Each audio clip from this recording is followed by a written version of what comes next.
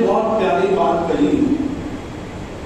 آج پوری دنیا کا مسلمان جو ہے وہ سکون کو تلاش کرتا ہے. کسی کو بلڈ پریشر، ڈائبٹیز، بڑے بڑے مرض میں مبتلا ہے، کوئی ڈپریشن میں ہے، کوئی ٹینشن میں ہے. اور پوری دنیا کے اکثر بیشتر لوگ سکون چاہتے ہیں. اور سکون جو ہے وہ سویگی پر آرڈر کرنے سے میں نہیں آتا، نہ فلپ کارٹ پر ملتا ہے، نہ امیزون پر ملتا ہے، نہ کسی مال میں ملتا ہے. اب سکون ملے گا کیا؟ اس سکون کے لیے لوگ دواخانوں کی لائن لگائے ہوئے ہیں. اس سکون کو تلاش کرنے کے لیے لوگ بہت جتن کر رہے ہیں. لیکن ایک عاشق نے بڑی پیاری بات کہی کہ یا رسول اللہ صلی اللہ علیہ وسلم کہ جب کہیں سے نہیں ملتی سکون کی دولت تو آقا تیرے دیوانے تیری محفل کو سجا لیا کرتے ہیں. اگر کسی کو سکون چاہیے تو وہ حضور کے ذکر پاک کی محفل میں. اب آپ سوچیں کہ یہاں سکون کیسے ملے؟ دیکھیے سکون انسان کو چاہیے دل و دماغ میں. اور ہماری پوری باڈی کے وجود کو، اسٹرکچر کو بنانے والا اللہ ہے. تو جس نے بنایا ہے اسی نے علاج بھی بتایا کہ آپ کو سکون کیسے ملے گا. تو ایک علاج قرآن یہ بتاتا ہے الا بذکر اللہ تطمئن القلوب، کہ خبردار آگاہ ہو جاؤ، دلوں کا قرار چاہیے تو کہیں اور نہیں، دل کو قرار ملنے والا تم اللہ کا ذکر کرو کہ اللہ تمہارے بے قرار دل کو قرار کی دولت عطا فرمائے. ایک یہ علاج. اور دوسرا علاج کیا ہے؟ انسان چاہتا ہے میری تکلیف، میری پریشانی، میرا ٹینشن دور ہو تو انسان دوسروں سے دعائیں کراتا ہے. ہم مخدوم صاحب کی چوکھٹ پر کیوں آتے ہیں؟ اے اللہ ان کے وسیلے سے ہم مانگتے ہیں، عرض کرتے میرے مخدوم بھی آپ کو آپ کی والدہ کا واسطہ دیتا ہوں، آپ میرے لیے دعا کرتے. آپ دعا کریں گے پریشانی پل میں دور ہو جائے گی. ہم دوسروں کی دعائیں لیتے، دعائیں لینا بھی چاہیے. اور دعا کیا ہے؟ تو دعا کے تعلق سے قرآن پاک میں رب فرماتا ہے وقال ربکم ادعونی استجب لکم، کہ تمہارے رب کا فرمان ہے تم مانگو وہ تم کو عطا کرے گا. قرآن کہتا ہے فَإِذَا فَرَغْتَ فَانصَبْ وَإِلَىٰ رَبِّكَ فَارْغَب، کہ تم جب نماز سے فارغ ہو جاؤ. آج جب آپ اور ہم نماز سے فارغ ہوتے ہیں ہمارا مزاج کیا ہے؟ جلدی آؤ، پڑھو اور چلے جاؤ. یقیناً کوئی مجبوری کی بنیاد پر جائے تو ٹھیک، کسی کے پاس وقت ہے تو دعاؤں کو چھوڑ کر مت جاؤ. یہ دعا بہت اہمیت رکھتی ہے. رب نے فرمایا جب تم عبادت سے فارغ ہو جاؤ تو دعاؤں میں خوب محنت کیا کرو. اور حدیث شریف ہے اب دعاؤں کو خل عبادت، کہ دعا تو تمہاری عبادت کا مقصد ہے، کنکلوژن ہے، نچوڑ ہے. آج ہم اپنی تکلیف کو دور کرنے کے لیے دوسروں سے دعائیں لیتے ہیں. دعا کرنا بھی چاہیے، دعا لینا بھی چاہیے. مسلمانوں دعا تو مومن کا ہتھیار ہے، لیکن قرآن کہتا ہے دوسروں سے ضرور دعائیں لو. لیکن قرآن نے کہا اگر سکون چاہیے تو سب سے دعا لینے سے بہتر ہے سب کی دعا لینا چاہیے. لیکن ایک دعا ایسی ہے، ایک کی دعا ایسی ہے کہ جن کے نام کے وسیلے سے حضرت آدم علیہ السلام دعا کرے تو اللہ فوراً ان کی دعا کو قبول کر لیتا ہے. اور وہ دعا کس کی ہے تو ماننا پڑے گا. وہ دعا کسی اور کی نہیں، وہ دعا تو مصطفیٰ جان رحمت کی ہے. اور قرآن اسی دعا کے تعلق سے کہتا ہے سورہ توبہ، جس میں ٹوٹل 129 آیتیں ہیں، اور 103 نمبر کی آیت کے حصے میں اللہ فرماتا ہے وَصَلِّ عَلَيْهِمْ إِنَّ صَلَاتَكَ سَكَنٌ لَهُمْ. اے حبیب اور تم دعا کرو کہ تمہاری دعا مومنوں کے لیے سکون کا ذریعہ. ہم سب کی دعا لے رہے ہیں. اچھا دعا کر لینے سے کیا ہوتا ہے؟ ماہین شریف والوں کو یہ بتانے کی ضرورت نہیں. اگر کوئی ماں کا لبے جگر ماں کی اطاعت میں پانی کا گلاس لے کر کھڑے ہو جائے اور ماں اس سے راضی ہو کر دعا کرتی ہے تو وقت کے اس نوجوان کو اللہ پورے مہاراشٹر کا، پورے ممبئی کے ولیوں کا بادشاہ بننے کا شرف عطا کرتا ہے. جب ماں کی دعا کی یہ تاثیر ہے تو جس کے صدقے میں ماں کو یہ مقام ملا اس نبی کی دعا کا عالم کیا ہے. اچھا ایک تو ہے کہ ہم دعا کراتے ہیں، لیتے ہیں، لیکن میں ایک بات کہنا چاہوں گا، پوری دنیا کے مسلمان مل کر محبت کرے نبی سے اور اس محبت کو ترازو کے پلڑے میں رکھا جائے، بڑی ذمہ داری سے میں یہ عرض کر رہا ہوں، کیونکہ ابھی 2-3 دن پہلے ایک مفتی صاحب جو تاج الشریعہ رحمت اللہ تعالیٰ نے جو خطبہ میں سے تھے، بڑے صوفی مزاج، بڑے متقی پرہیزگار، ان کی موجودگی میں نے یہ جملہ کہا اس نیت سے کہ اگر اسلام کی ضرورت ہوگی تو وقت کے مفتی صاحب اسلام بھی فرما دیں۔ پوری دنیا کا کلمہ پڑھنے والا نبی سے جتنی محبت کرتا ہے، اس محبت کو جمع کر کر ترازو کے پلڑے میں کوئی رکھتے، اور نبی اپنی امت سے جتنی محبت کرتے کوئی اس کو ایک پلڑے میں رکھ دے تو پوری دنیا کی محبت مل کر بھی نبی جتنی محبت اپنی امت سے کرتے ہیں اس وزن کے برابر ہو ہی نہیں سکتی۔ ہم نبی سے دعا کیا مانگے کہ یا رسول اللہ آپ میرے لیے دعا کریں، ہم اتنا اپنے نبی سے محبت نہیں کرتے جتنا نبی اپنی امت سے محبت کرتا ہے، اور کتنی محبت کرتے ہیں۔ جشن آمد رسول کی محفل کا سلسلہ چل رہا ہے، مسلمانوں آپ جانتے ہو نبی کی آمد کا ذکر چل رہا ہے۔ جب ہم سیرت النبی صلی اللہ علیہ وسلم کے تعلق سے پڑھتے یا سنتے ہیں تو ہمیں بی بی آمنہ خاتون سلام اللہ علیہا رضی اللہ تعالیٰ عنہا کا وہ پیغام یاد آتا ہے کہ آپ نے فرمایا کہ جب میرے تخت جگر محمد عربی صلی اللہ علیہ وسلم کی ولادت ہوئی تو میں نے کیا دیکھا کہ آتے ہی مصطفیٰ جان رحمت صلی اللہ علیہ وسلم نے اپنی پیشانی کو سجدے میں رکھا۔ تفصیلی گفتگو آپ ولادت کے مصطفیٰ کی برکت کے سماعت فرمائیں گے کہ نبی صاف شفاف طیب طاہر پیدا ہوئے ہیں، دوسرے بچوں کی طرح جو نجس ہوتے ہیں اس انداز میں نہیں، کیونکہ آنے والا اللہ کا حبیب تشریف لا رہا ہے۔ بی بی آمنہ خاتون کہتی ہے آتے ہی انہوں نے سب سے پہلے سجدہ کیا، اور سجدے میں جانے کے بعد اگر کسی کو سب سے پہلے یاد کیا، کسی کو یہ سب سے پہلے دعا کی، ہوتا کیا ہے جب ہم کبھی خانے کعبہ کے سامنے پہنچتے ہاتھ اٹھا کر دعا مانگتے ہیں، ہم کو اپنے ماں باپ یاد آتے ہیں، اپنی مسجد کا امام یاد آتا ہے، اپنے بیوی بچے یاد آتے ہیں، اپنے دوست احباب یاد آتے ہیں۔ نبی کی پیشانی آتے ہی سب سے پہلے سجدے میں گئی ہے۔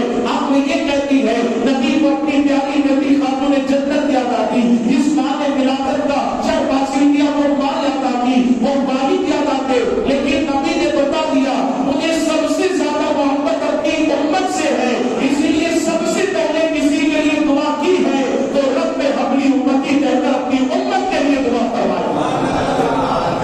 جب اعلیٰ حضرت اس منظر کو دیکھتے ہیں تو عشق کے سمندر میں قلم کو ڈبا کر لکھتے ہیں کہ پہلے سجدے پہ روز ازل سے درود یادگاری امت پہ لاکھ سر۔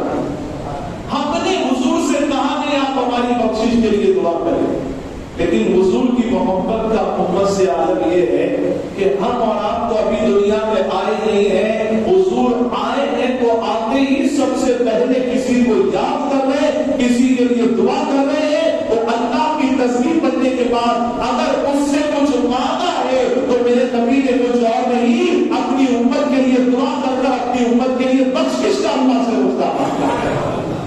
اور یہ ولادت باسعادت سے نہیں، حضور کی پوری زندگی کو آپ دیکھیں تو آپ کو پتا چلے گا کہ ہم لوگوں سے ریکویسٹ کرتے ہیں کہ آپ ہمارے لیے دعا کرنا، لیکن ایسا ہوتا ہے کہ ہم پھر بھی یاد نہیں کر پاتے، ذہن سے بات نکل جاتی۔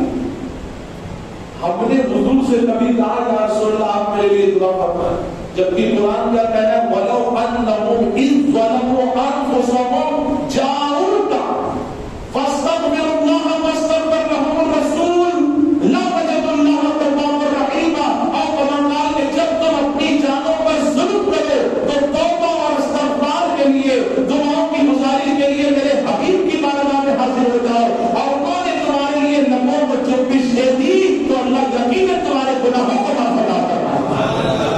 اعلیٰ حضرت کہتے ہیں وہی رب ہے جس نے تجھ کو حقیقت کرم بنایا۔ یا رسول اللہ ہمیں بھیک مانگنے کو تیرا راستہ بتایا، تجھے حق ہے خدایا، تجھے حق ہے خدایا۔ اللہ کو فرمایا بخشش چاہتے ہو تو کسی اور کی چوکھٹ پر مت جانا، ان کی چوکھٹ پر جانا، ان سے جا کر گزارش کرنا، اور انہوں نے لبوں کو چپش دے دی تو یقیناً اللہ تمہارے گناہوں کو معافی عطا فرما دے۔ اللہ فرمانا ہے وہاں جا اور ہم سب کے پاس جا گئے، ہم کوئی ایسا کام نہیں کر رہے کہ حضور ہمارے لیے دعا کرنا۔ آپ دیکھیے پوری سیرت کو ہم کیا سمجھے کیا پڑھیں، وہ کون سا مقام ہے جب حضور نے اپنی امت کو یاد نہیں کیا۔ آپ جانتے ہیں کہ جب شب معراج کی مبارک رات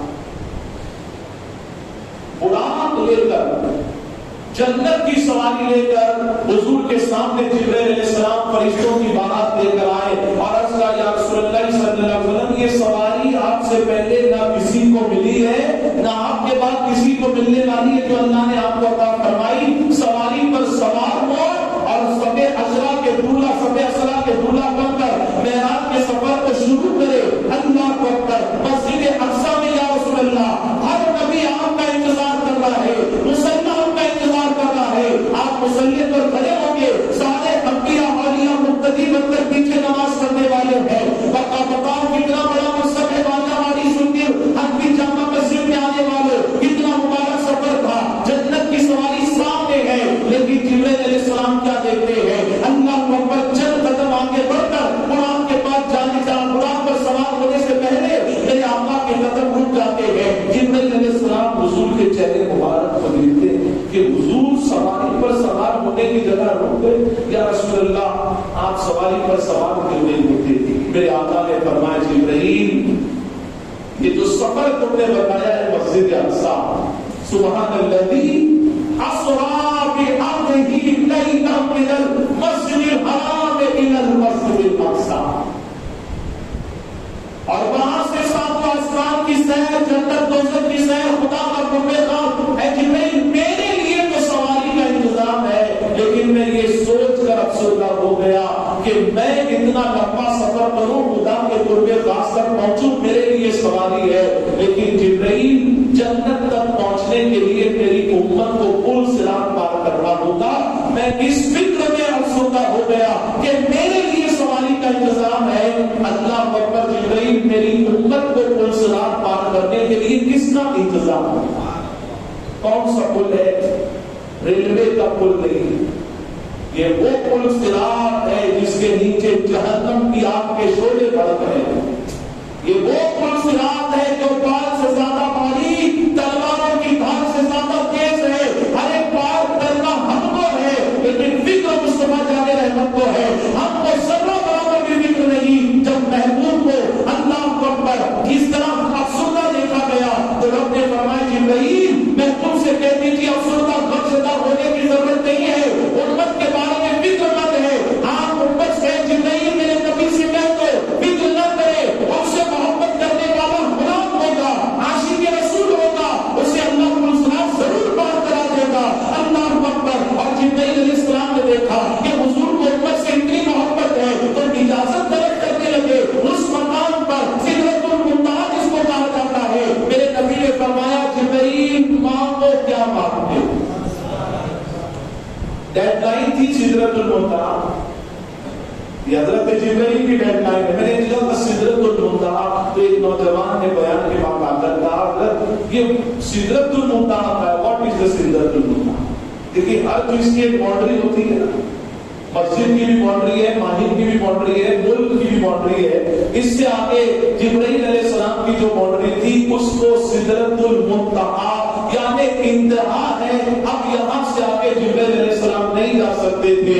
اس مقام پر میرے نبی سے جبرائیل علیہ السلام نے عرض کیا حضور آگے اب میں نہیں جا سکتا، ذرہ برابر بھی آگے بڑھا تو میرے پر جل جائیں گے۔ حضور آگے جانے لگے تو حضور نے فرمایا جبرائیل کوئی حاجت ہے؟ سوچیے، لوگ کہتے ہیں کہ نبی کو کسی چیز کا اختیار نہیں۔ جبرائیل علیہ السلام کی بھی حد جہاں ہے نا، اور وہاں جہاں جبرائیل علیہ السلام کی حد ختم ہوتی ہے اس حد سے ہمارے نبی کی عظمتوں کا آغاز ہوتا ہے، جہاں ان کی باؤنڈری۔ جبرائیل علیہ السلام چاہتے ہیں تو یہ کہہ سکتے کہ یا رسول اللہ مجھے بھی ساتھ میں لے کر چلو۔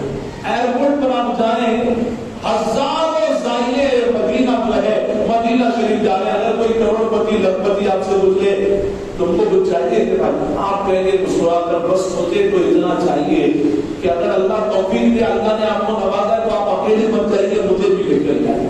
ابھی 22 اگست کو کیرلا اپلا میں سنی دعوت اسلامی کا سالانہ ریکارڈ بریک اجتماع ہوا اور میں آپ سے گزارش کروں گا کل داعیہ کبیر وقار اہل سنت خلیفہ حضور سید ملت یہاں بیان کریں گے ضرور آنا, لیکن آپ یوٹیوب پر جا کر 22 اگست کبیر سنی دعوت اسلامی بیان کیرلا اپلا ضرور سنے اور میرا ایمان ہے کہ دنیا کا ہر غریب مسلمان جب اس بیان کو سنے گا تو ہاتھ اٹھا کر دعا کرے گا اللہ ہماری قوم میں اور ایسے عالم دین عطا فرما.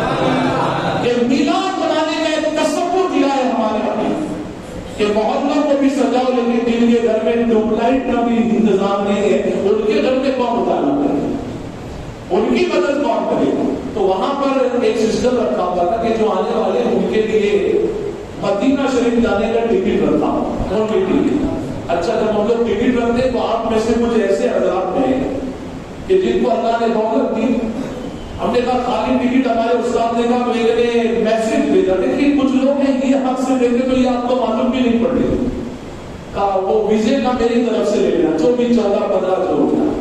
اب کہا الحمدللہ ٹکٹ ہم نے رکھی تھی ویزے کا بھی ہو گیا. ایک خاتون نے جو ہمارے استاد کی بہن ہے انہوں نے چپکے سے میسج کیا باقی کے پیکیج کا کتنا ہو رہا ہے, انہوں نے کہا 20-25 ہزار ہوگا. کہا میرا نام مت بتانا 25 ہزار میری طرف سے, بس جانے والے سے اتنی گزارش کر دینا کہ ظاہر مدینہ جب نبی کی چوکھٹ پر جانا تو میری نسلوں کے ایمان عقیدے کے لیے دعا کرنا کہ اللہ میری نسلوں کو بھی حضور کا اللہ عاشق بنا دے اور ماں باپ کے دل اور آنکھوں کی ٹھنڈک بنا دے. اچھا اعلان ہوا کون مدینہ جانا چاہتا ہے, کون مدینہ جانا چاہتا ہے؟ سب نے ایک. اچھا کچھ لوگوں کے ہاتھ میں بھی ابھی طاقت نہیں ہے, میں نے دونوں ہاتھ اٹھائے وہاں اجتماع میں. تو اجتماع کے بعد ایک آدمی ملا مولانا آپ ایک بار بھی مدینہ نہیں گئے کیا؟ ساؤتھ انڈین ہے. میں اللہ کی توفیق سے گیا ہوں. نہیں مولانا جب اعلان ہوا کون جانا چاہتا تو سب نے آپ تک ملنے کا دونوں ہاتھ اٹھایا. مولانا قسم اللہ کی میں نے نیت کیا تھا اگر میرے نام کی چٹھی اڑی کیونکہ میں تو سعودی میں کام کیا ہوں میں نے 10 بار اٹھا کیا, مولانا قسم اللہ کی میرے نام کی چٹھی اڑتی نا تو میں وہ چٹھی آپ کو دے دوں. میں نے کہا بھائی اللہ اس سے دل والے پوری قوم میں عطا فرما کہ جو دوسروں کا بھلا چاہتے ہیں. اب دیکھیے بات یہی ہے کہ اگر ہم کو کوئی آفر کرے بتاؤ چلنا ہے تو ہم کو اماؤنٹ پہ تیار ہو, اور حضور باؤنڈری کراس کر کر جا رہے ہیں جہاں کبھی نہیں کہتے اللہ کے قرب پاس, ہمیشہ پیغام آیا اور انبیاء تک پہنچاتے ہیں. کتنا سنہرا موقع تھا کہ ساتھ میں چلے جاتے حضور مجھے آپ کو ساتھ میں لے کر چلے, لیکن جبرائیل علیہ السلام نے عرض کیا حضور اب تو اتنی میں نے سیرت کو دیکھ ہی لیا ہے اور سمجھ لیا ہے کہ آپ کو سب سے زیادہ محبت امت سے ہے اور اس بات سے فکر مند ہے آپ کے پل صراط کیسے پار کرے گی, اللہ کو پار کرا ہی دے گا یا رسول اللہ. اس نے تو آپ سے وعدہ کر لیا والا 100 یوٹی کا ربوں کا فقط تھا, لیکن حضور اگر آپ اپنے خاطر جبرائیل کو کچھ دینا چاہتے ہیں تو اتنی اجازت دے دے جب آپ کا امتی پل صراط پار کرنے والا ہوگا آپ اللہ سے مجھے اجازت دلوا دے کہ اس کے پار کرنے سے پہلے میں پل صراط پر اپنے پاؤں کو بچھا دوں تاکہ آپ کا امتی آسانی سے پل صراط پار کرے. لیکن اعلیٰ حضرت تو اعلیٰ حضرت ہے نا پائے گی, ہر کوئی ایسے اعلیٰ حضرت نہیں بنتا. جب اعلیٰ حضرت نے اس منظر کو پڑھا تو اعلیٰ حضرت نے کہا ہم کو تمہاری مدد نہیں چاہیے, ہم تو حضور کے جانے والے ہیں. کہتے یا رسول اللہ پل سے اتارو راہ گزر کو خبر نہ ہو, جبرائیل پر بچھائے تو آقا پر کو بھی خبر نہ ہو. آپ جبرائیل علیہ السلام کے پروں کے بھروسے پہ نہیں حضور ہم تو آپ کے بھروسے پر پل صراط پار کرنا چاہتے. حضور نے اپنی امت سے کتنی محبت. آپ جانتے ہیں ایک واقعہ ملتا ہے, ایک آیت نازل ہوئی جس میں جہنم کا تذکرہ, سوال و جواب کا تذکرہ. بہت ساری آیتیں ہیں. ثم لتسألن یومئذ عن النعیم, کل اللہ تم سے نعمتوں کے بارے میں سوال پوچھے گا. ومن یعمل مثقال ذرۃ خیرا یرہ ومن یعمل مثقال ذرۃ شرا یرہ. ایک ایک نیکی اور ایک ایک گناہ جو بھی ہم نے ایک آیت تھی جہنم والی، خوف والی، حساب کتاب والی.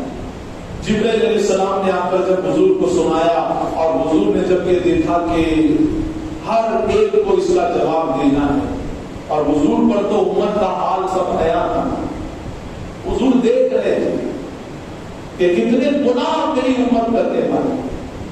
پچھلی امتیں وہ گناہ کرتی تھی تو آسمان سے پتھروں کی بارش آتی تھی. آپ دیکھ رہے ہیں ہندوستان میں، راجستھان میں فلڈ ہے، اتراکھنڈ میں بھوسکلن ہو رہا ہے، کبھی اتراکھنڈ کبھی یو پی، کہاں کہاں باڑھ آ رہی ہے. یہ کیا ہے مسلمانوں؟ یہ سب ہماری کالی کرتوتوں کا رزلٹ ہے جو دنیا والوں کے سامنے نظر آ رہا ہے. اتنے گناہ، کیسے کیسے گناہ. آپ جانتے ہیں کہ اس آیت کی خبر سن کر، اس آیت کو سن کر حضور داروں قطار ہونے لگے اور اپنے حجرے پاک سے نکل گئے اور ایک غار میں گئے. مدینہ شریف میں وہ غار ہے، انوار البیان اس کتاب میں مفتی انوار احمد قادری صاحب لکھتے، اس کا نام غالباً جبل طلا ہے. عربی میں، عربی زبان میں پہاڑ کو، ماؤنٹن کو جبل کہتے ہیں. ہم جبل اور جاتے ہیں، غار ہرا، جبل نور جاتے ہیں، جبل رحمت دیکھتے ہیں، لیکن یہ وہ غار ہے کہ اللہ توفیق دے، اللہ کو اس غار کی حاضری عطا فرمائے. حضور اس غار میں تشریف لے کر چلے اور زاروں قطار ایک دن، 2 دن، 3 دن اپنی پیشانی مبارک کو سجدے میں رکھ کر ایک ہی دعا حضور کیے جا رہے ہیں، رب اپنی امتی، رب امتی کہ اللہ میری امت کو بخش دے.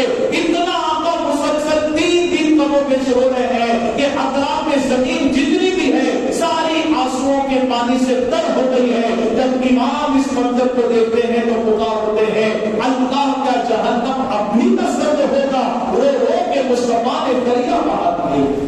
یہ حضور کا رونا، آنسو بہانا کس کے لیے؟ کس کے لیے اتنی دعائیں کی جا رہی؟ آج ہم کو کہنا پڑتا ہے آسان بھائی میں چپ ہوتا ضرور پڑھ لے. جس نبی نے پوری رات کئی دن تک پیشانی کو سجدے میں رکھ کر امت کے لیے دعائیں کی، آج اس امت کی زبان میں اتنی طاقت نہیں ہے کہ وہ آسان ہی سن کر نبی پر ضرور پڑھ لے. آسان میں جب حضور کا نام آتا ہے ہم نے امتی ہونے کا پتا نہیں. کیا جانتے حضور مسلسل روتے ہیں. بڑا کبھی واقعہ ہے، بعد میں خاتون جنت کو بلایا گیا، جب جا کر حضور نے پیشانی اٹھائی اور جانتے ہیں آتے ہی سجدے میں امت کے لیے دعا. براق صاحب نے امت کو یاد کیا، پل صراط پار کرنے کی دعا. اور قبر شریف میں وصال کے بعد جب حضور کے جسم پاک کو قبر اکبر میں رکھا گیا، یہ جو مقام ہے نا مواضع اقدس، روضہ مبارک، سبز گنبد کے نیچے جہاں ہمارے نبی آرام فرمائے، اہل سنت والجماعت کا عقیدہ ہے ہمارے نزدیک یہ جگہ عرش اعظم سے بھی افضل ہے. اعلیٰ حضرت کہتے ہیں بیتاب جس کے لیے عرش اعظم وہ اس رہ مقام کی گلی ہے. ارے کے شہر کی گلی کے لیے عرش اعظم بیتاب ہے. بتائیے وہ نبی جہاں آرام فرمانے اس کا مقام کیا ہے؟ لوگ پریشان ہیں، ہم سے سوال پوچھتے بتاؤ تمہارے نزدیک مکہ افضل ہے یا مدینہ افضل؟ ہمارے پاس کوئی میجرمنٹ نہیں ہے. اعلیٰ حضرت پکار اٹھے طیبہ سہینہ افضل مکہ ہی بڑا صحیح. ہم اس لیے کرتے ہیں کیوں بات بڑھائی ہے، لیکن وقت کے ایک صوفی بزرگ سے، ولی کامل سے، غالباً سے ٹائملی سے پوچھا گیا افضل کون ہے، مکہ افضل ہے یا مدینہ افضل ہے؟ اب دیکھیں قرآن پاک کی آیت ہے لا تنسبوا بهذا البلد وانت حل بهذا البلد. اللہ اکبر کہ شہر مکہ کی قسم. کیوں؟ کیا وہاں پر خانہ کعبہ اس لیے، حجر اسود ہے اس لیے، مقام ہے اس لیے، مقام ابراہیم ہے اس لیے، صفا اور مروہ کی صحیح اس لیے؟ نہیں، شہر مکہ کی قسم اس لیے کیونکہ محبوب تم وہاں پر جلوہ گر ہو، تمہارے قدم وہاں پر لگے ہوئے ہیں. وہ بزرگ کہتے ہیں تو جاننا چاہتا ہے کہ کون سا افضل ہے تو سن، جب حضور مکے میں تھے تو مکہ افضل ہے اور جب حضور مدینے میں آئے تو مدینہ افضل ہو گیا. مرید بھی بڑا پکا تھا کہ حضور جب مدینہ افضل ہے تو پھر ہم جنت میں جانے کی دعا کیوں کرتے ہیں؟ عاشق وہ ہے کہ جس جس کو جنت نہیں، جنت جس کی وجہ سے ملنے والی ہے وہ نبی کا قرب پسند ہے۔ حضور تو پھر ہم جنت میں جانے کی دعا کیوں کر رہے ہیں؟ ہمیں تو مدینے میں رہنا چاہیے۔ پر بیٹا بات تو سن لے، جب حضور مکے میں تھے تو مکہ افضل تھا، مدینے میں آئے تو مدینہ افضل۔ حج نشر ہوگا، سب کا حساب کتاب ہوگا، جب حضور جنت میں جائیں گے تو وہ افضل ہوگی۔ اسی لیے ہم جنت میں جانے کی دعا کرتے ہیں کیونکہ وہاں پر ہمیں اپنے نبی کا زیارت کرنا ہے۔ قبر انور میں حضور کے جسم پاک کو لکھا ہے۔ کچھ صحابی وہاں موجود تھے، حضرت عباس، حضرت مولائے کائنات، حضرت فضل، اور ایک صحابی حضرت قسم۔ وہ کہہ رہے سب سے لاسٹ میں قبر سے میں باہر نکلنے والا تھا کہ مجھے آواز سنائی دے رہی۔ میں نے غور کیا کہ آواز کہاں سے آ رہی ہے، تو میری توجہ گئی کہ آواز کہیں اور سے نہیں بلکہ قبر انور سے آ رہی ہے۔ میں نے دیکھا کہ حضور کے لبہائے مبارک ہل رہے ہیں، اور جب میں کانوں کو قریب لے کر گیا نا کہ سنوں تو صحیح کیا آواز آ رہی ہو، تو کہتے ہیں ایسا محسوس ہوا میرے پیروں کے نیچے سے زمین نکل گئی، کیونکہ پوری زندگی نبی نے ولادت سے لے کر وصال پاک تک امت کے لیے رب اپنی امتی، کبھی رب اپنی امتی کہہ کر دعا مانگی۔ میں نے تو دیکھا اتنی محبت کون کسی سے کرتا ہے جتنی محبت نبی نے اپنی امت سے کی ہے۔ حضرت قسم کہتے ہیں اللہ اکبر کہ جب میں کانوں کو قریب لے کر گیا تو میں حیرت میں پڑ گیا، قبر میں اور انور میں آرام کرتے ہوئے لبوں کو ہلا کر نبی کچھ اور نہیں بلکہ رب امتی کہنا اپنی امت کی بخشش کی دعا ہے۔ بتاؤ کیا ہم اتنی محبت کرتے جتنی محبت نبی نے ہمارے سے؟ اب میں تھوڑی دیر میں حضور کی دعا کی شان بتانے والا۔ دیکھیے بات یہ ہے کہ ہم سب کی دعا لے رہے ہیں لیکن سکون نہیں مل رہا ہے۔ اس سال 1500 سالانہ میلاد شریف کے موقع پر کچھ ایسا کام کرنا ہے کہ ہمیں حضور خود دعاؤں سے نوازے، وہ نواز ہی رہے، ورنہ ہماری گاڑی چلنے والی نہیں ہے۔ یہ ان کی دعا ہے، اور دیکھو حضور کی دعا کیا ہے۔ حضرت ابو ہریرہ کی والدہ نے اسلام نہیں قبول کیا تھا، اور ہمیشہ غلط اسٹیٹمنٹ حضور کے تعلق سے، اسلام کے تعلق سے دی تھی۔ ایک دن کچھ ایسے جملے کہہ دیے کہ دل پر لگ گیا۔ حضرت ابو ہریرہ اٹھے، اپنی غسل کرنے جانے والی تھی، گھر سے نکل گئے، حضور کے پاس آئے، یا رسول اللہ صلی اللہ علیہ وسلم، حضور آپ دعا کرتے میری امی کو اللہ ہدایت عطا کر دے، کلمے کی دولت، کیونکہ حضور اب برداشت نہیں ہوتا کہ میں اسلام کے بارے میں، قرآن کے بارے میں اور آپ کے بارے میں کچھ ہوں۔ اب حضور نے دعا اٹھائی، جیسی دستے مبارک حضور نے اٹھائے، دیکھیے صحابہ کا عقیدہ تھا کہ حضور کا دعا کرنا یہ معمولی بات نہیں۔ ہاتھ اٹھ گئے دستے مبارک، تو ان کا ایمان تھا دستے مبارک نیچے بعد میں آئیں گے، اللہ نبی کی دعا کو پہلے قبول کرتا ہے۔ اب جاتے 313 صحابی جنگ بدر میں ہوتے ہیں، نہ تلوار ہے ٹھیک سے، نہ بھالے ہیں، نہ کوچ ہے، نہ تیر ہے، کوئی چیز نظر نہیں آتی ہے کہ سامنے 1000 کے لشکر سے لڑنے کے لائق ہو۔ اتنی تیاری نہیں، اسلحے نہیں ہے، لیکن تاریخ میں ملتا ہے کہ 313 اترے، اللہ نے 1000 کے لشکر درار پر اللہ نے کامیابی عطا کرنا۔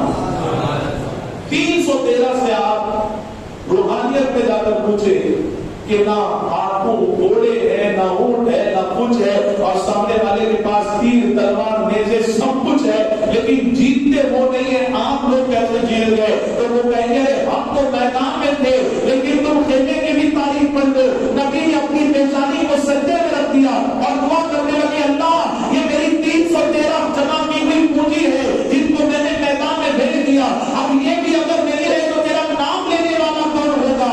نبی رو رو کر دعا کرتے رہے، اور دعا باب اجابت تک پہنچتی ہے، آسمان سے فرشتوں کا نزول ہوتا ہے، 313 کی مدد کی جاتی ہے، اور اللہ 1000 کے لشکر پر 313 کو کامیابی عطا فرماتا ہے۔ تو جب جیتے ہیں تو نبی کی دعا کے صدقے میں جیتے، اور ہمارا تو ایمان ہے حضور کا ہاتھ اٹھانا بڑی اونچی بات ہے۔ حضور کا دستے مبارک میں معافی چاہتا ہوں، میں ہاتھ کہہ رہا ہوں، ورنہ ہمارا جو ہمارے نبی کے دست مبارک کی انگلی میں اللہ نے طاقت عطا فرمائی. سبحان اللہ. میرے پر ٹیکس نہیں لگتا. اچھا داؤد ہے نا, یہ کیسی بات کہہ رہے میرے بھائی؟ دنیا میں ایسی کوئی تلوار نائف کٹر نہیں بنا جس نے چاند کے 2 ٹکڑے کر دیے. ایسا کوئی میگنیٹ نہیں بنا جس نے اشارہ کیا تو ڈوبا ہوا سورج پلٹا. یہ طاقت اللہ نے ہمارے نبی کو عطا فرمائی. اشارہ کرتے ہیں تو چاند بھی کھلونے کی طرح ہلنے لگتا, اشارہ کرتے تو ڈوبا ہوا سورج بھی پلٹا. اب میں آپ کو بتا رہا ہوں ہمارے نبی کی شان دیکھیے. ایک مرتبہ پچھلے سال عمرہ شریف کرنے کے لیے ہم لوگ گئے تو جب مدینہ شریف پہنچے تو ایک مسجد قبلتین, 2 قبلے والی مسجد. جو مدینہ گئے انہوں نے دیکھا, جو نہیں گئے وہ نیت کرے کہ اللہ ہمیں چند درجن اس مسجد کی حاضری عطا فرمائے. دونوں قبلے اپوزٹ ڈائریکشن میں. ایگزامپل, کعبہ شریف ادھر تو اپوزٹ میں مسجد اقصی. سبحان الذی اسری بعبدہ لیلا من المسجد الحرام الی المسجد الاقصی. قبلے ہم لوگ وہاں کھڑے تھے تو ہمارے دوست جو ٹور چلاتے ہیں انہوں نے دیکھا کہ مبلغین آئے, میرا ہاتھ پکڑا, ارے یونس بھائی میرے ساتھ 30-40 لوگ گروپ میں, ان کو کچھ بیان کر کے سناؤ. میں نے کہا میرے بھائی یہاں پر منہ توے ہیں, منہ توے لوگ ہیں, سمجھ لینا. گستاخی کر کر کر جن کا دل تو کالا ہو گیا تھا, جن کا منہ بھی کالا ہو گیا, وہ منہ توے لوگ. اگر میں کچھ سمجھانے جاؤں گا تو پھر آئیں گے اور پھر الگ الگ اسٹیٹمنٹ دیں گے, یہ تو 5-10 منٹ میں سمجھا دیں. تو میں نے سارے جو لوگ جمع تھے میں نے کہا اچھا وقت زیادہ تو نہیں ہوگا 3 لوگوں کے لیے ذرا, باقی نے تو سب کا ان کو دل کی بات کیسے پتا چلتا ہے؟ اجازت ہے گفتگو آگے کرنے تو کیا گردن ہلانے سے کام نہیں چلے گا, زبان سے الحمدللہ کہنا ہے. اب دیکھیے میں نے سب کو جمع ہوئے لوگوں کو کہا کہ جو لوگ ہمارے نبی کو کہتے ہیں کہ ان کو کسی چیز کا اختیار نہیں باز اللہ, تو ان سے میری بہت ہمبل ریکویسٹ ہے کہ وہ 5 وقت کی نماز نہیں پڑھے, 50 وقت کی. غلط بول رہا ہوں؟ 5 وقت کی نماز تو سننے کے لیے, کیونکہ اللہ نے کتنی دی تھی, کب کس نے کرایا؟ اللہ کو نہیں معلوم تھا, والی کو خبیر ہے کہ 5 ہی وقت کی ہونے والی ہے, یہ 50 دے کر 9 مرتبہ کیوں؟ اللہ بتانا چاہتا تھا یہ معراج کے سفر میں سنو, میرے نبی کا مقام وہ ہے کہ 1 مرتبہ بھلانے سے آ سکتے ہیں, اور منصب تو وہ ہے کہ 9 مرتبہ اپنی مرضی سے بھی آ سکتے ہیں. میں نے کہا کس کا عقیدہ ہے کہ نبی کو کسی چیز کا اختیار نہیں, وہ اس مسجد میں آ کر دیکھ لے یہ تحویل قبلہ شعبان المعظم کی 9 تاریخ کو جو ہوا تھا کیسے ہوا تھا. مسلمانوں نبی کا ہاتھ اٹھانا تو بہت بڑی دور کی بات ہے. ارے نبی دل میں تمنا کرتے ہیں تو اللہ نظام کو چینج کر دیتا ہے. کیا آپ نے نہیں سنا ایک صحابی کو یہودی نے تانا دیا, اے مسلمان تیرے نبی نے شریعت اپنی دی, طریقہ اپنا دیا, نماز اپنے طریقے سے, تو پھر یہ قبلہ پرانا کیوں ہے؟ کیا تمہارے نبی سے کہتے کہ قبلہ بھی نیا ہو سکے تو کر دے, پتہ چل جائے گا ان کی شان کیا ہے. صحابی کا دل تڑپنے لگا, اس ملعون نے, اس بدبخت نے, اس ظالم نے میرے نبی کی شان میں گستاخی کی. حضور کے پاس آئے, حضور میرے ماں باپ آپ پر قربان. وہ ملعون یہودی اس طرح کہتا ہے, حضور کے دل پر بات لگ گئی. حضور سوچنے لگے اے اللہ کتنا اچھا ہو کہ بیت المقدس کی جگہ کعبہ مسلمانوں کا قبلہ. میرا سارے عقیدے والوں سے ایک ریکویسٹ ہے, چیلنج تو نہیں کہہ رہا ہوں, آپ اپنے مصنف کی, اپنے علماء کی, مفسرین کی لکھی ہوئی تاریخ کو پڑھیے کہ حضور نے دعا کہ اللہ کعبہ قبلہ بن جائے, کعبہ قبلہ بن جائے. ایسا کچھ ہوا؟ کیا ہوا؟ ابھی حضور نے دل میں سوچا. کہاں سوچا؟ دل میں. اچھا بھوک مجھے بھی لگے گا, آپ اکیلے بھوکے گی. کہاں سوچا؟ دل میں. کیا سوچا کہ بیت المقدس کی جگہ کیا قبلہ بن جائے. ابھی حضور سوچ رہے تھے اذان بھی. کون سی اذان؟ ہم ڈسپیوٹ اختلاف والے نہیں ہیں. پیر و مرشد سرکار نظمی پاک اپنی کتاب ڈو یو نو, کیا آپ جانتے ہیں میں لکھتے ہیں کہ یا تو ظہر یا تو عصر.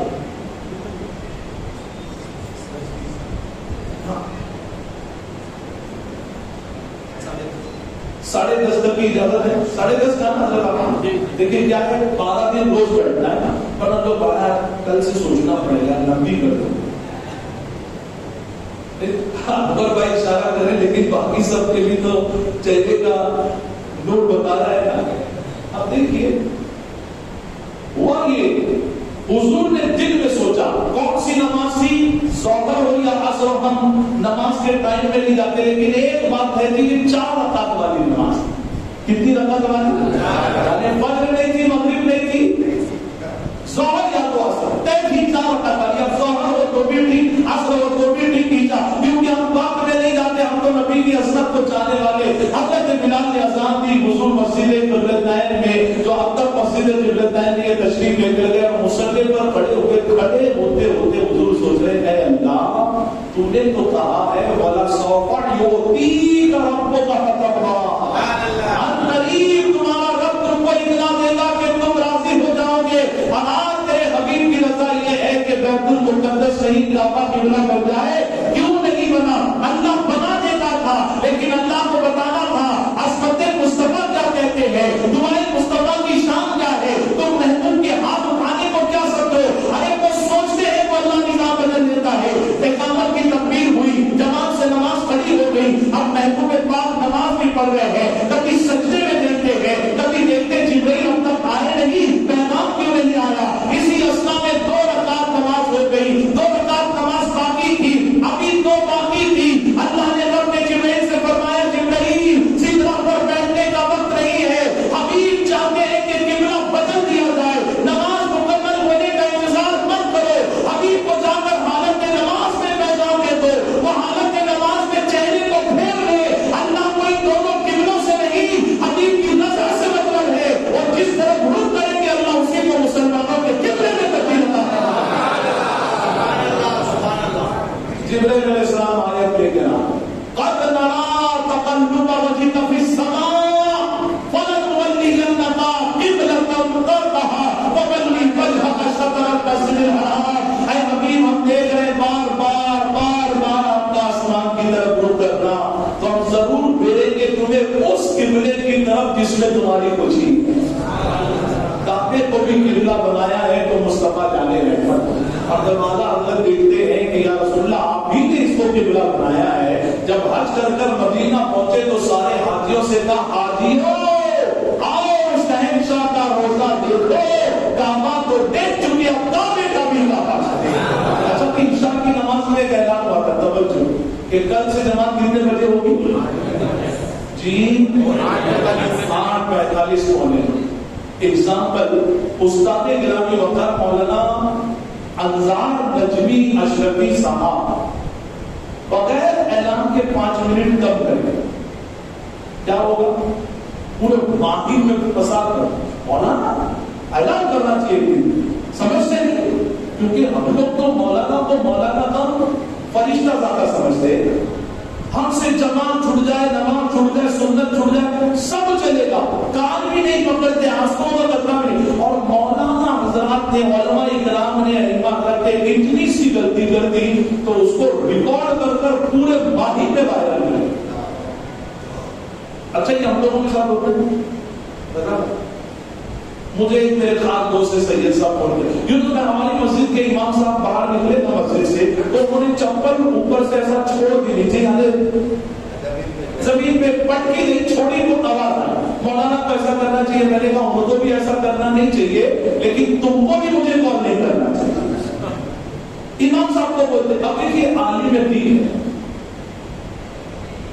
سوچو ذرا, ہم لوگ اسکول جاتے تھے, کالج جاتے تھے, آفس جاتے تھے, جاب, ہر ایک کو ہفتے میں 1 دن چھٹی ہے. آپ کو ہے بجلی اور ہوگا, آپ کو بھی ہوگا. کیوں ہے؟ جسٹ ریلیکس, فیملی کو وقت دو, بھیونڈی کے ڈھابے پہ, کاؤنٹر پہ, وہ الگ الگ عربین رولے, مندی, قبضہ, پوری فیملی سب کو چھٹی ہے.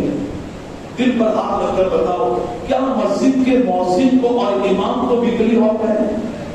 ان کے بیوی بچے نہیں رہتے کہ فرشتے کو ہو سکتا ہے امام صاحب ٹینشن میں ہوتا ہے کئی جگہ, اور ناشکری کی بنیاد پر بالکل ان کے ہاتھ سے چپل چھوٹ گئی ہو یا چھوٹ بھی گئی ہو تو آپ پیار سے کہہ دیں حضرت تھوڑا مناسب نہیں لگتا, یہاں کے لوگ پیچھے بڑھ جائیں, ایسا نہ کریں. میرے بھائی وہ حدیث چرانے کا وقت نہیں ہے، ورنہ اس کو میں تفصیل سے سنا کر جو دوسروں کے عیبوں پر پردہ ڈالے گا اللہ قیامت کے دن اس کے بھی عیبوں کی پردہ پوشی کرنے والا۔ ایکسپوز مت کرو۔ اور میں نے اکثر کہا جہاں جہاں جاتا ہوں کہ علماء کے پیچھے پڑھو، پیچھے مت پڑھو، امام کے پیچھے پڑھو، پیچھے مت پڑھو، ورنہ جس دن تمہارے پیچھے امام پڑھے گا تم قبر کے کھڈے میں پڑھو گے۔ پیچھے پڑھنے میں اہمیت ہے کہ بھائی ہماری پوری نماز کا ذمہ لکھے ہوئے، کسی دوسرے کے کاندھے پر نہیں۔ ہم اکیلے پڑھے گا تو پتہ چلے گا ہماری نماز کس منزل پر۔ اللہ ہمارے علماء کو سلامت رکھے۔ نماز کا ٹائم چینج کرنا ہو کیا کرنا پڑتا ہے جی؟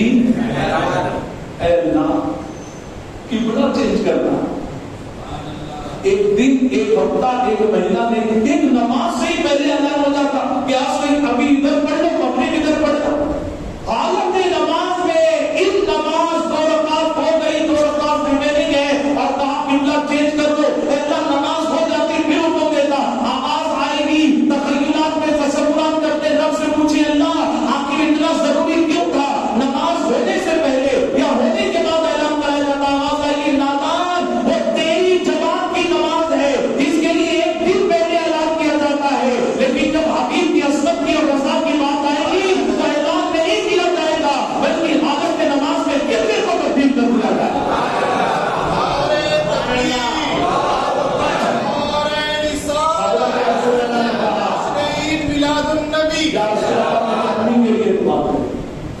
حضور نے ہاتھ اٹھائے، دل کی کلیاں کھیل لیا تو اپنی کو بھی ایمان مل جائے۔ حضور کا ہاتھ نیچے آیا، دستے مبارک، ہاتھ جس سمت اٹھا غنی کر دیا، موجے بہرے مان پہ لاکھوں سلام۔ اب بھاگتے ہم اور آپ تو، لیکن ادب اور اطاعت کے رسول صحابہ، یا رسول اللہ اجازت ہے تو جاؤں؟ حضور نے فرمایا مسکرا کر جاؤ۔ اب حضور مسکرا رہے ہیں تو حضرت ابو ہریرہ کو بھی اشارہ مل رہا ہے حضرت عبد الرحمان کو کہ اب تو اپنی کلمہ پڑھے گی۔ دوڑ کر گھر پہ گئے، دروازے درتے دستک دی، اپنی نہا رہی تھی، اللہ نے پانی نہیں، حبیب کی دعاؤں کے صدقے میں دلوں کا میل کر دو دیا، اپنی غسل کر کر باہر نکلی تھی، سر کے بال کا پانی بھی نہیں سکھا تھا، دروازہ کھول کر کہا ابو ہریرہ اندر مت آ، مجھے بھی نبی کی چوکھٹ پر لے کر چل، میں بھی ان کے دامن کو تھام کر کلمہ پڑھ کر ان کی کلیسوں میں شامل ہو جاتا۔ ایک مرتبہ اور حضور کے پاس لوگ دعا کے لیے آئے، یا رسول اللہ مدینے میں قحط سالی پڑ گئی، مویشی کہیں مر نہ جائے، ہم بھی پانی کے لیے ترستے ہیں، ہمارے لیے دعا فرما دیں۔ حضرت انس کہتے ہیں میں مسجد کے صحن میں تھا اور حضور سے لوگوں نے گزارش کی، حضور نے حرم میں دعا کی تو یہ اس طرح سیلنگ نہیں تھی، کھجوروں کی شاخ کی چھت تھی، کہتے ہیں میں باہر بیٹھے بیٹھے دیکھ رہا تھا اور میں نے کیا دیکھا، حضور کی دعا کی یہ شان کہ حضور نے ابرائے رحمت کا نزول کا دعا کی کہ اللہ رحمتوں کا بارش کا نزول کرنا، اللہ صیبا نافعا فائدے والی بارش کو۔ حضرت اب انس کہتے ہیں کہ میں نے دیکھا کہ حضور کا دستے مبارک نیچے بعد میں آیا، اللہ نے آسمان سے رحمت کا نزول پہلے نازل کیا، بارش ہو رہی ہے، سب لوگ جھومنے لگے، بارش ہو گئی، شکر الحمدللہ، یا رسول اللہ یا رسول اللہ، چلے گا، بارش ہو رہی ہے تو ہو ہی گئی، ہو ہی رہی، آج ہوئی، کل ہوئی، اتنی ہوئی، گڈھے بھر گئے، جو تالاب تھے، کنویں تھے، سب بھر گئے، برتن بھر گئے، اب ڈر لگنے لگا کہ سیلاب نہ آئے، دوڑ کے گئے، یا رسول اللہ اب دعا فرمانے کوئی سیلاب نہ آ جائے۔ حضور نے بارش رکنے کی دعا کی اور دعا کے بعد ہاتھ نیچے رکھ کر کہا میرے صحابہ اچھا ہوا تم نے آ کر دعا کرائی کہ بارش رک جائے، ورنہ میں نے آنے کی دعا کی تھی، تم نہیں رکھاتے تو اللہ قیامت تک بارش نازل کرواتا۔ یہ ہمارے نبی کی دعا۔ اب 10:30 بجنے آ رہے ہیں، ایک آخری بات، کون کون چاہتا ہے کہ حضور کی دعا کا حصہ مل جائے؟ سب کو چاہیے نا؟ اب ہم کیا کریں جو حضور کی دعا کا حصہ ملے گا؟ میلاد شریف منانے والوں کو ضرور ملے گا، لیکن ایک بات بتاتا ہوں، اگر کوئی نوجوان بچہ بگڑا آپ اس کو کل سمجھا کر، یا کوئی مسلمان غلط راستے پر ہے، کسی کا شوہر، کسی کے ابا، کسی کا بیٹا غلط راستے پر، اور میں اس وقت یوٹیوب چینل پر جو دیکھ رہا ہوں آپ سبھی سے، جن جن لوگوں کے گھر میں بائک، ایکٹیوا، برق میں ٹو ویلر ہے، میں ہاتھ جوڑتا اپنے نوجوان بچوں سے، کہیں میں رو نہیں دوں، میں پیر پکڑتا ہوں میرے بچوں، اللہ کے واسطے آپ اپنی جوانی کو برباد نہ کریں۔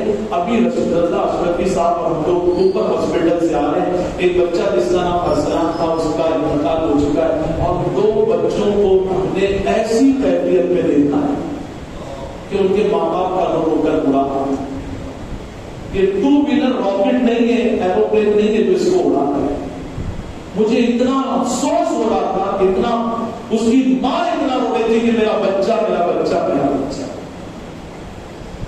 کہاں پہلی زمین پر نہیں ہے، باپ کو بے وقوف سمجھ رہے کہیں کون کا نوجوان بچہ۔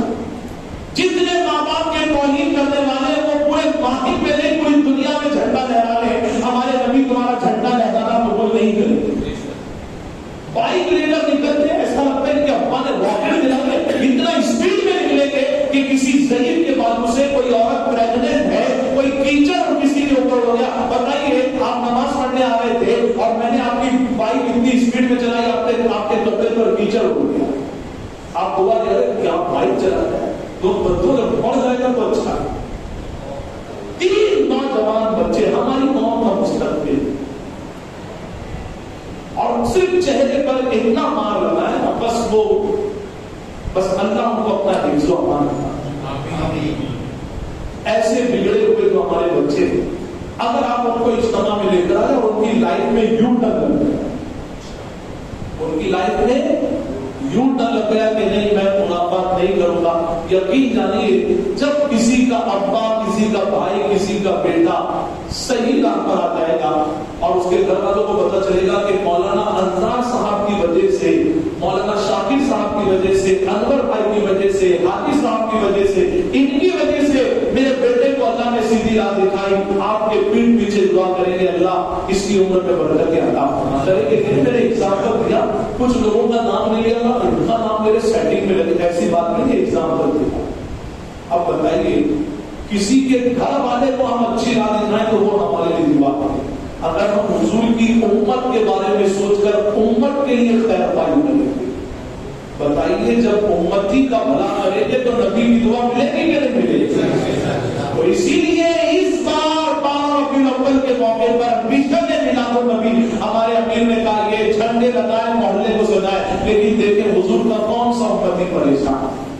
بہت سارے بچے اسکول جانا چاہتے، فیس خرچ، جوان بچیاں گھر میں بیٹھی ہوئی، شادی کے لیے پیسے نہیں ہیں ماں باپ کے پاس، اور ماں باپ اتنے غیرت مند ہیں کہ ہاتھ پھیلانے سے بھی قاصر ہے کہ نہیں پھیلانا چاہتے ہیں۔ اور میں تو سلام کرتا ہوں شاہ شرافت میاں کی اکیڈمی کو، میاں حضور سکینی میاں کی پوری خاندان کو، کہ جنہوں نے حضور کی امت کی بیٹیوں کو بے سہارا نہیں رکھا بلکہ اجتماعی نکاح کا انتظام کر کر بتا دیا کہ تم گھبراؤ مت، اللہ نے تمہارا سہارا بنا کر رب کے ولی کو پیدا کروایا۔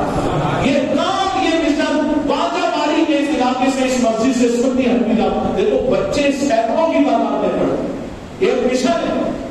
اچھائی، خرابی، کمی بیشی ہر ایک میں ہوتی رہے گی، لیکن نیگیٹو چیز ہوتی رہے اس کو مت دیکھو، 50 پازیٹیو کو چیز کو دیکھو، اور مشن کے ساتھ کام کو آگے بڑھانے کی کوشش کریں گے انشاءاللہ۔ ہماری سانتا کروز برانچ میں 63 مسکین، معذور، محتاج مسلمانوں کے گھر پر ایک مہینے کے راشن پہنچانے کا انتظام کیا۔ جوگیشوری کی ہماری بیچ کی برانچ نے میڈیکل کیمپ رکھنے کا انتظام کیا۔ آپ مولانا انصار صاحب اور سنی حنفی جامع مسجد کے دست بازو بنے، آپ سے کچھ نہیں ہو سکتا ہے، آپ اپنا رول دیکھیں کہ میں کیا سپورٹ کر سکتا ہوں، اور ایسے نیک کام میں آگے بڑھے۔ حضور کی امت کے لیے اگر آپ اور ہم کچھ کر دیں میرے بھائی تو کوئی ہمارے لیے دعا کرے نہ کرے، امت سے محبت کرنے والے نبی ہمارے لیے ضرور دعا کروائیں گے۔ اللہ ہمیں اپنے نبی کی دعا کا حصہ، اللہ ہمیں اپنے مومن بھائیوں کے لیے دعا کرنے کے موقع دے۔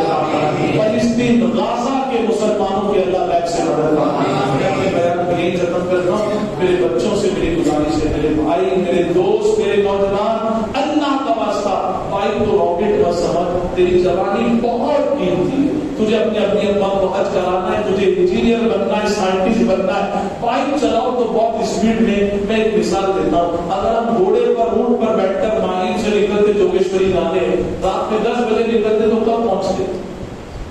सुबह हो जाती ना मेरे को। आप बाइक से जाएंगे तो अभी पहुंच जाएंगे आधे घंटे, पौना घंटा लगने दो, लेकिन घोड़े से तो जल्दी पहुंचे ना। हम लोग कभी कभी उमरा पर गरीब लोग जाते हैं तो हमारा होटल 1 किलोमीटर दूर होता है। होटल बहुत दूर था, पहले नहीं, बहुत नजदीक था। नहीं मतलब हमने सुना 1.5 किलोमीटर बता दे। मैंने कहा भाई जोगेश्वरी में जा रहता हूँ, उधर से तो हजारों किलोमीटर है, वहां के हिसाब से तो करीब था। तो लोग ऐसा सोचते, तो बहुत इत्मीनान से बाइक चलाएं।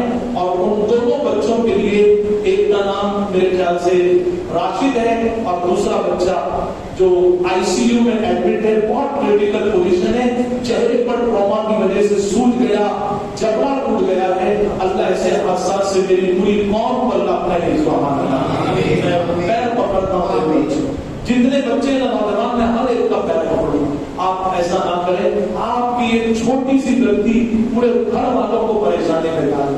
अल्लाह हमारे बच्चों को अपना हिफ्ज़ व अमान अता फरमाए। जब आप सलात व सलाम पर दुआ के बाद जाएं तो जितने मौजूद हैं कोई खाली हाथ नहीं जाएगा। मैंने तो नबी की सीरत का एक बाप के हुजूर की उम्मत से मोहब्बत और हुजूर की दुआ इसके बारे में बताया है। ये बहुत प्यारी किताब अमीर सुन्नी दावत इस्लामी की लिखी हुई कुल दस्ते सीरत नबी, इस किताब की खासियत है, इस किताब को पढ़ने वालों का एग्जाम अभी 31 तारीख को होगा और मदीना शरीफ से कुर्रा नाज़ी चिट्ठी निकाली जाएगी और जो फर्स्ट आएगा उसको नबी के नाम के बाकदर के तवस्सुल से 92,000 का इनाम दिया जाएगा। अब आप लोग तो एग्जाम में नहीं दे सकते, लेकिन मैं तो कहूंगा